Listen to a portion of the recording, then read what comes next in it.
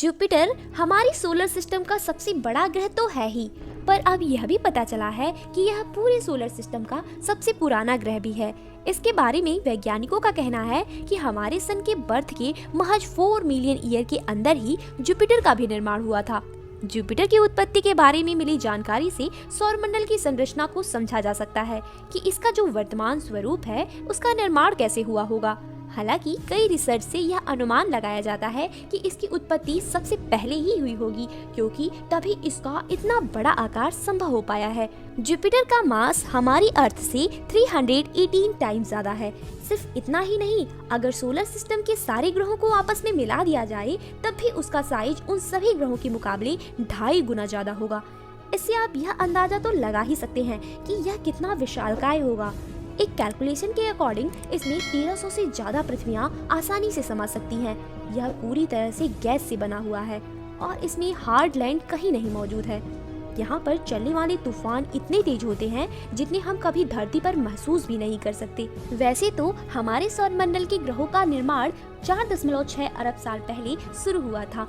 पहले हमारा यही सोलर सिस्टम सिर्फ धूल का एक बड़ा सा बादल था, लेकिन कुछ साल पहले जब यही धूल के बादल इकट्ठा होते गए तब ग्रहों का निर्माण शुरू हुआ। सबसे पहले पीछे के ग्रह यानी जुपिटर, सैटर्न, यूरेनस और नेपच्यून बनने शुरू हुए थे।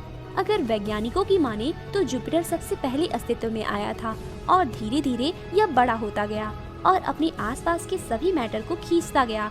जैसे जैसे वह अपने आसपास के मैटर को खींचता जा रहा था, वैसे वैसे उसके खींचने की शक्ति यानी फोर्स ऑफ अट्रैक्शन और ज्यादा बढ़ रही थी और इसीलिए यह अंत में सबसे बड़ा ग्रह बनकर रह गया। जुपिटर में 90% हाइड्रोजन और 10% हीलियम है और इसी तरह हमारे सूर्य में 73% हाइड्रोजन और 27% हीलियम है। इसके कंपोजिशन की वजह से कई वैज्ञानिक इसे फेल्ड स्टार भी कहते हैं, क्योंकि इसका मास थोड़ा सा और ज्यादा होता तो ये एक प्लैनेट की जगह पर एक स्टार होता, क्योंकि तब इसके कोर में न्यूक्लियर रिएक्शन चालू हो जाती जिससे यह बिल्कुल हमारे सूर्य की तरह भारी मात्रा में एनर्जी रिलीज करने लगता। लेकिन ऐसा हो जाता तो हमारी इस दुनिया की तस्वीर ही अलग होती। अगर हम जुपिटर और सन के बीच सिमिलरिटीज की बात करें तो जहां जुपिटर का डायमीटर हमारी अर्थ के डायमीटर से 11 टाइम्स बड़ा है, वहीं सन के डायमीटर से 10 टाइम्स छोटा है। एक गैस जाइंट के रूप में जुपिटर की डेंसिटी 1.33 ग्राम पर क्यूबिक सेंटीमीटर है, तो वहीं सूरज की डेंसिटी 1.41 ग्राम पर क्यूबिक सेंटीमीटर है। यानी डेंसिटी के मामले में ये दोनों काफ़ी सेम है।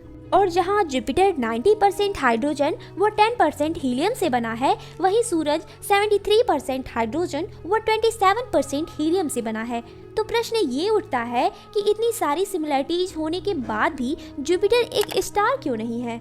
तो इसका कारण है जुपिटर का मास। इसका मास उतना है ही नहीं कि जिससे हाइड्रोजन व हीलियम का फ्यूजन करा सके। अब अगर हम इसका कंपैरिजन सभी ग्रहों से करें तो जुपिटर इन सभी ग्रहों से 2.5 गुना ज्यादा मैसिव है, पर अगर सूरज से इसका कंपैरिजन करें तो इन दोनों के बीच कोई कंपेयर है ही नहीं।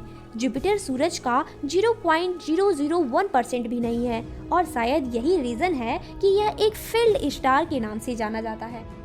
अगर हमारा ये वीडियो आपको समझ में आया हो तो चैनल को सब्सक्राइब करना बिल्कुल ना भूलिएगा।